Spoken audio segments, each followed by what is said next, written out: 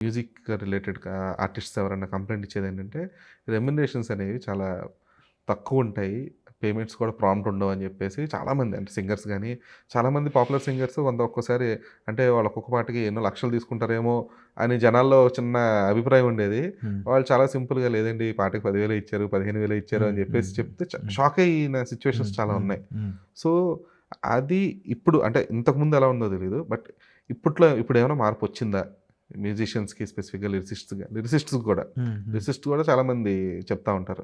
Like అంటే first of all ఇచ్చేదే తక్కువ. ఆ ఇచ్చేది కూడా కరెక్ట్‌గా టైంకి ఇవ్వరు. చాలా డిలే చేస్తా ఉంటారు. స్పెసిఫిక్‌గా మాది వచ్చేటప్పటికి అని చెప్పేసి అంటా ఉంటారు. సో, ఆ సిట్యుయేషన్ ఏమైనా మెరుగుపడిందా? ఇప్పుడేమైనా పరిస్థితులు మారాయా?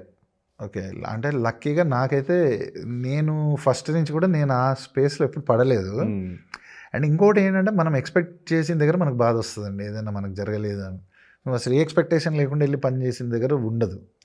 సో, ఆబ్వియస్లీ ఎవరి షేర్ ఆఫ్ ఎక్స్‌పీరియన్సెస్ వాళ్ళవి. నా విషయం నేనెందుకు నా జర్నీ అలా మౌల్డ్ అయింది కాబట్టి, నా విషయంలో నాకు అది ఒక పెద్ద హర్డిల్ లాగాను, పెద్ద టాపిక్ లాగా ఎప్పుడు ఓకే. పేమెంట్స్ అనేది నాకు అనిపియలేదు. బట్ డెఫినెట్లీ ఓటైతే చెప్పగలనండి. Definitely till you hit the top limelight దగ్గరకొచ్చేదాకా ఆల్వేస్ ఇట్స్ ఎ స్ట్రగుల్. అది మనకి ఎమోషనల్‌గా, మెంటల్‌గా ఎంత స్ట్రగుల్ ఉందో ఫైనాన్షియల్ కూడా అంత స్ట్రగుల్ ఉంటుందండి. ఈ ఫీల్డే అలాంటి ఫీల్డ్. అవును. So, there is hardly 10% success rate. ఎన్ని ఫిలిమ్స్ వస్తే 10% ఆడతాయి. 3% 10 కూడా లేదు. 10 కూడా లేదు. సో, ఇప్పుడు ఆ స్లాట్‌లోకి మనం పడడం అంటే మన మన సాంగ్స్ అనేది అలాంటి ఓ ఫిలింకి ఎలైన్ అయితేనే మ్యూజిక్ డైరెక్టర్‌కి సక్సెస్ ఉంటుంది. ఓ మ్యూజిక్ డైరెక్టర్ సక్సెస్ వస్తేనే తనతో వర్క్ చేసే ఒక సింగర్ కన్నా, తనని నమ్మిన ఓ లిరిక్ రైటర్‌కైనా అలా రావచ్చు.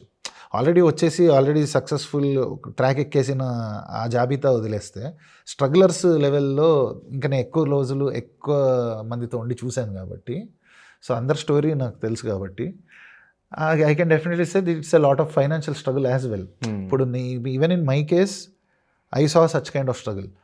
But luckily when you are in multiple things అంటే ఓ మంత్ నాకు మేబీ మ్యూజిక్ డైరెక్షన్ నుంచి ఏం రాకపోయిన రోజుల్లో నాకు లిరిక్స్ కాపాడాయి.